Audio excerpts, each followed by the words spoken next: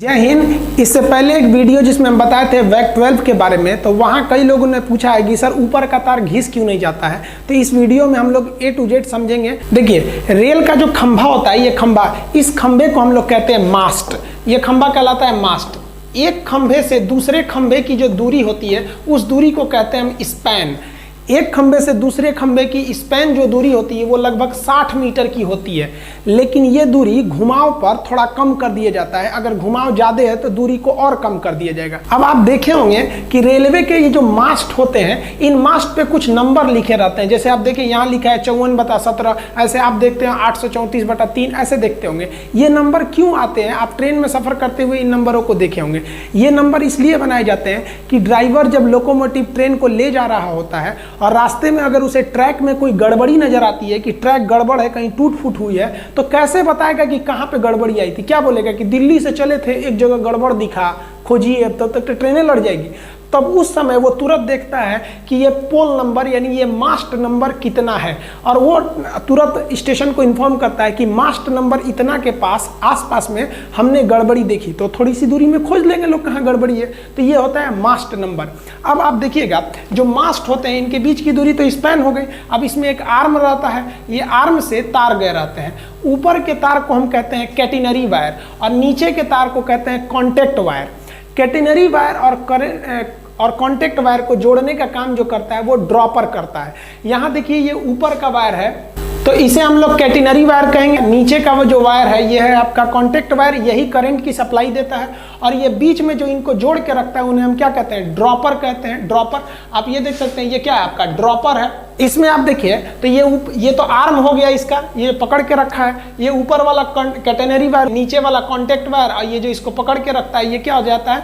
Dropper कहलाते हैं। समझ में आया आपको? ये जो कॉन्टैक्ट वायर होता है, इसके साथ समस्या ये होती है कि गर्मी के दिन में फैल जाता है, ठंडी के दिन में सिकुड़ जाता है। अब इसको हमको एकदम एक सीध में रखना है ताकि ट्रेन संचालन में कोई दिक्कत ना आए। तो इसको हमेशा सीध में रखने के लिए हमको एक ऑटोमेटिक इस पर टेंशन, एक तनाव देना होता है, जिसे हम ऑटो टेंशनिंग कहते हैं।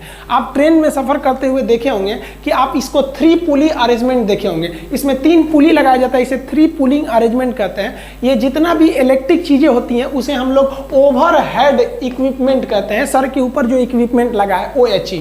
तो इस OHE के 3 पुली अरेंजमेंट में आप इस तरह से पत्थर के टुकड़े देखे होंगे, गोल गोल लटका दिया होगा इसको। ये लटका देने से उस पर तनाव हमेशा बना रहता है।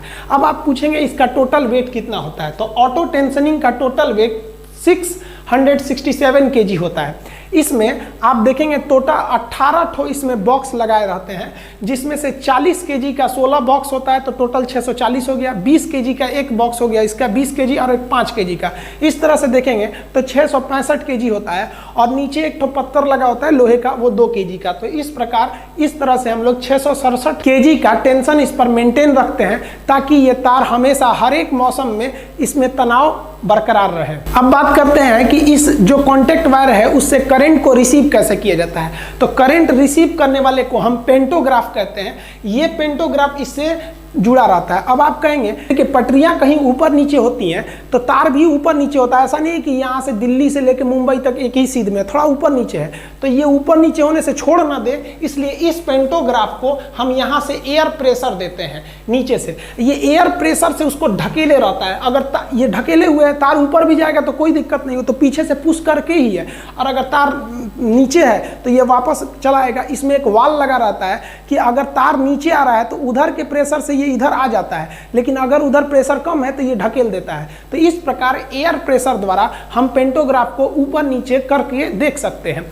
अब ये पेंटोग्राफ घिसता क्यों नहीं है? तो ध्यान दीजिए, जो तार होता है ऊपर वाला, वो कॉन्टैक्ट वायर, वो कॉपर का होता है, मजबूत होता है। और ये जो पेंटोग्राफ होता है, इसका जो ऊपरी फेस होता है, जो कॉन्टैक्ट में रहता है वायर के, उसको जानबूझकर हम नरम लोहा को बनाते हैं, क्योंकि 2 चीज़ों में अगर घिसावट होती है तो वही घिसता है जो कमजोर होता है। तो जानबूझकर पेंटोग्राफ का ऊपरी भाग हम नरम लोहा का बनाते हैं कि इसमें घिसावट जल्दी हो जाए। और एक चीज़ और, जो वायर ले जाया जाता है उसको एकदम स्ट्रेट नहीं ले जाया जाता, हल्का सा घुमा के, हल्का सा तिरछा कर दिया जाता है कहीं सीधा, ताकि जो इस पर घिसावट हो वो एक ही जगह ना हो, इस पर घिसावट अलग अलग जगहों पर होती रहती है। अब सवाल आता है कि पेंटोग्राफ जो होता है वो 2 होते हैं। एक इंजन में 2 पेंटोग्राफ होता है, एक आगे होता है, एक पीछे होता है।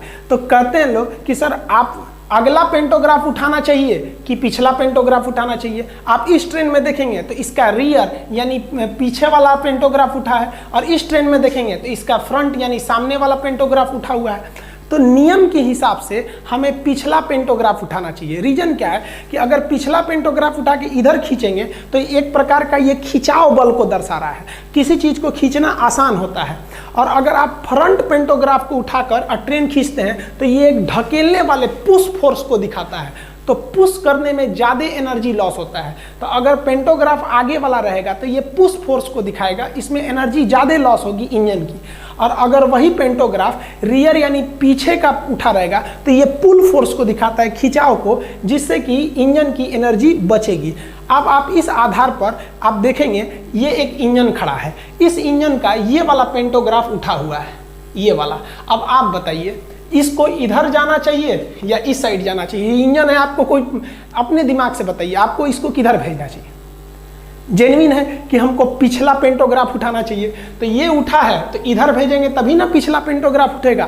आप इसको देखे भी होंगे, देखिए पेंटोग्राफ की हाइट जो होती है वो एडजस्ट हो सकती है, बहुत ज़्यादा भी हो सकती है, कम भी हो सकती है। एक्चुअली मुंबई से दिल्ली तक में एक डेडिकेटेड फ्रेट कॉरिडोर बनाया जा रहा है। वहाँ पे केवल मालगाड़ियाँ चलेंगी उस रूट पर, और 2 तल्ली मालगाड़ी चलेगी, मतलब 2-2 तल्ला मालगाड़ी पर हम लोग कंटेनरों को लाद देंगे, जिसको हम डबल डेकर कहते हैं। देखिए यहाँ एक के ऊपर एक लादा हुआ है। एक्चुअली इस इमेज में तो आपको ईएमडी लोकोमोटिव दिख रही है। आप कहिएगा कि sir EMD locomotive, ALCO locomotive, WAG, WAP, ये इंजनों में डिफरेंस बता दीजिएगा, तो उसमें अलग वीडियो बना सकते हैं। लेकिन यहाँ पर देखिए ये ट्रेन तो डीजल से चलने वाली है, इसके लिए क्या जरूरत है इलेक्ट्रिक को लेने की। लेकिन अगर सोचिए कि अगर यहाँ इलेक्ट्रिक लोकोमोटिव रहता तो इसका जो पेंटोग्राफ था ये काफ़ी हाई उठाना पड़ता पेंटोग्राफ। तो हाई पेंटोग्राफ भी होते हैं सब, देखिए यहाँ इसका पेंटोग्राफ कितना हाई है, तो हाई पेंटोग्राफ भी हो सकते हैं। ये एयर प्रेशर पे होते हैं, ये ज़्यादा उठ भी सकते हैं और नीचे भी रह सकते हैं। जब ये डबल डेकर रूट में है